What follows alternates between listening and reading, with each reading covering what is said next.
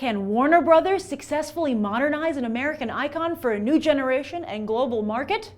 You're watching Beyond the Trailers review of Man of Steel. My name is General Zod. I have journeyed across an ocean of stars to reach you. Your world has sheltered one of my citizens. He will look like you, but he is not one of you. To Kal-El, I say this. Surrender within 24 hours, or watch this world suffer the consequences. While Zack Snyder has confirmed there is no kryptonite in Man of Steel, it would seem that in real life, kryptonite does exist for Warner Brothers, and that's DC Movies.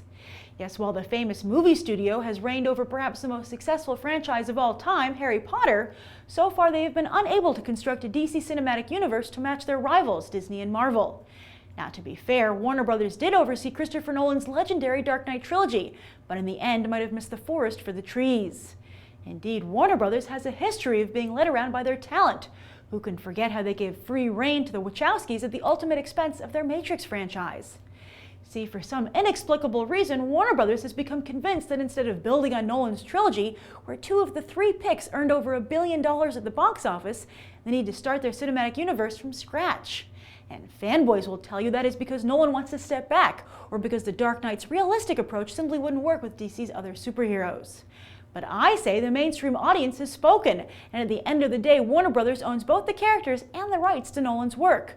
They can do whatever they want, and taking a darker, more realistic approach to the DC universe would contrast nicely to what Marvel is doing. Wait a minute though, isn't one of the top selling points of Man of Steel that it's a darker or at least more serious and realistic take on Superman? And isn't Nolan producing? In fact, Christian Bale has even said that if Nolan asked him to come back for a Justice League movie, he would do it. So is Warner Brothers starting over from scratch? Is Nolan truly stepping back? Perhaps what Warner Brothers truly suffers from is indecision. While Kevin Feige over at Marvel Studios makes decisive moves, it's almost as if the suits at Warner Brothers don't trust themselves to weigh in. Is Nolan their savior or scapegoat? Either way, Warner Brothers has promised they'll start making some decisions on what steps to take next after they see how Man of Steel performs at the box office. A film that might stand on its own or might build off of the Dark Knight trilogy. But while we can't get any concrete answers from Warner Brothers and company, we can always trust audiences to speak their mind. Did this movie meet your expectations?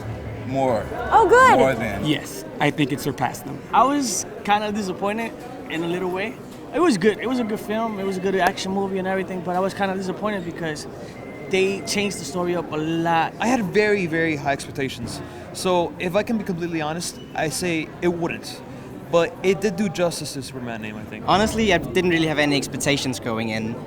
I'm not too fond with the Superman universe from the comic books or anything, so I mean, I was pleasantly surprised. For the most part, yeah. Oh, good. For the most part. Mm-hmm. What did you like about the movie?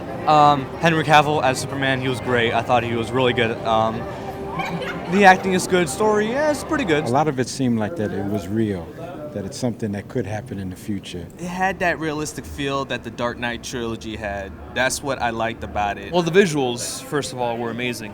The score by Hans Zimmer was also fantastic. Oh, good. The story was very well written, in my opinion. Oh, good. Yeah. Is there anything you didn't like? Not really. Honestly, I didn't see nothing wrong with the movie. I mean, I'm an action junkie. Some of the visual effects were a little over the top at times. That was the only thing. Everything was too fast. They didn't take the time to tell a story. They just wanted to get, hey, I'm Superman, I'm Clark Kent. Some parts felt a little bit rushed.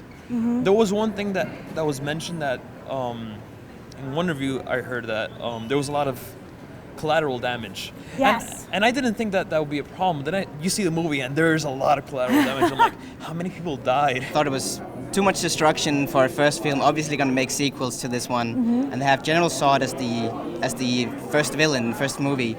And I kind of feel like it's going to be hard to top off in the following. It didn't have that Superman magic that Christopher Reeve had, but it was still very good, very good. A lot of people are wondering, is this going to be the start finally of the DC cinematic universe? Do you want to see them build on this? Are you ready to go? I think they should build on it. They have a lot catching up to do, especially with Marvel, but I just hope they don't really try and force it because they ended the Batman trilogy on a very good note.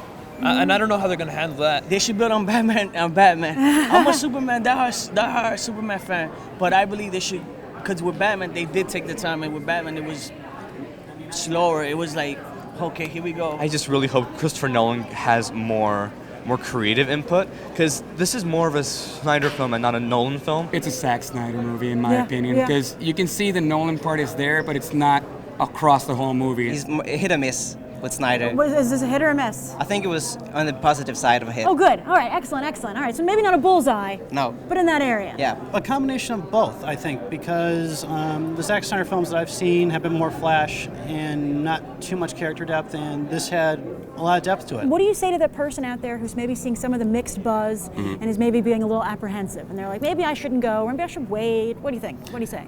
It's really good. I mean, it's really enjoyable. I had a great time watching it. It may not be, Dark Knight, but it is an amazing film. Maybe it doesn't live up to everyone's hype, but it is an extremely good movie, and I think it's worth it, especially for the visuals and the spectacle and the feeling of seeing Superman on the big screen again, to just go and see it in the movie theaters. Don't take my word for it. Don't take anybody's word for it. You got to do it yourself. You got to come see the movie, see what it's all about. What do you give the film on a 1 to 10?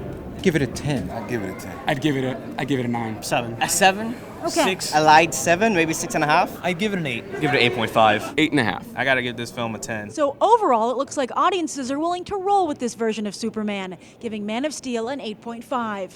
I'm Grace Randolph reporting from AMC Empire 25, and I hope we'll go beyond the trailer for these other top movies.